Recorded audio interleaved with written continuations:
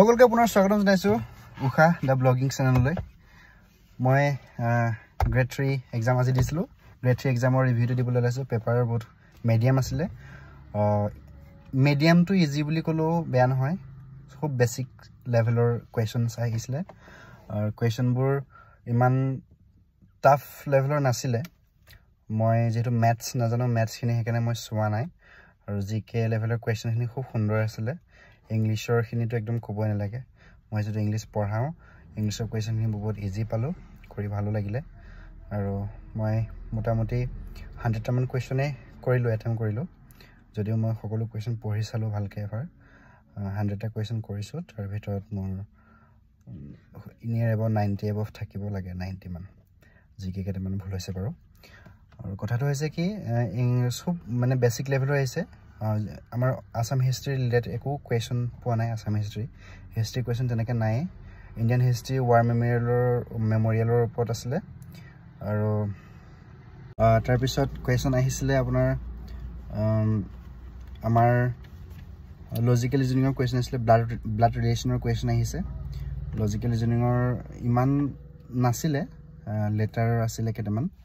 letter সিৰিজৰ আৰু blood ৰিলেচনৰ দুটা question দেখিবলৈ পোৱা গৈছিল ডাইৰেকচনৰ কোৱেশ্চন আছিল তিনটামান তাৰপিছত সিটিং এৰেঞ্জমেন্টৰ কোৱেশ্চন আছিল এটামান ঠিক তেনে ধৰণে তাৰপিছত ক্যালেন্ডাৰ কোৱেশ্চনৰ এটা আছিল 92 ডেজৰ আজি যদি সানডে হয় 92 ডেজৰ পিছত কি ডেজ হ'ব হেতু মানডে হ'ব 7 এৰে হেতু ডিভাইড কৰি পেলানি যেটো বাছি যায় এক্সেস টু হেতু প্লাস কৰিলে হল আৰু ডেট লগত প্লাস ম্যাথছৰ খুব বেসিক খিনি আহিছে যেহেতু মই ম্যাথছ নাজানে কৰিব হেকানে ম্যাথছ খিনি মই নচলুই ইমান ৰিস্ক নলয় ভাল যেহেতু নেগেটিভ আছিল আৰু ইংলিশৰ ক্ষেত্ৰত খুব বেসিক খিনি আহিছিল মই কৈ দিছো ভাৰ্ব আইডেন্টিফাই কৰা এডভাৰ্ব আইডেন্টিফাই কৰা তাৰপিছত প্ৰনাউনৰ ক্ষেত্ৰতো যথেষ্ট কোৱেশ্চন আহিছিল তাৰপিছত সিনোনিম এন্টোনিম আহিছে সিমিলাৰ মিন কৰা ওয়াৰ্ড আহিছে তাৰপিছত সাবস্টিটিউট আহিছে তেনেকুৱা ধৰণৰ তাৰপিছত কালেক্টিভ প্ৰনাউন আহিছে এনেকুৱা ধৰণৰ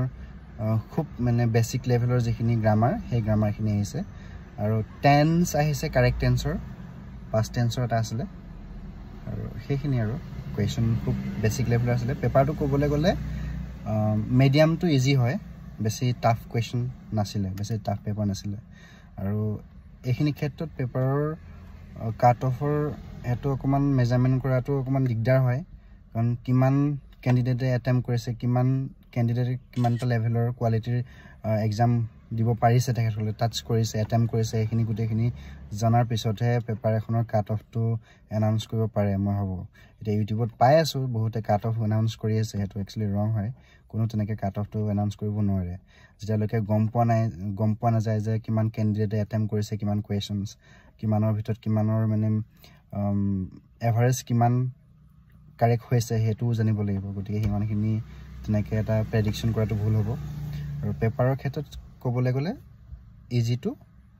মডাৰেট আছিল বেছি টাফ নাছিল এইখিনি আছিল মই ক'ব লগা পেপাৰখন আৰু কোৱেশ্চন এক্সামটো প্যাটাৰ্নটো লৈ পেলাই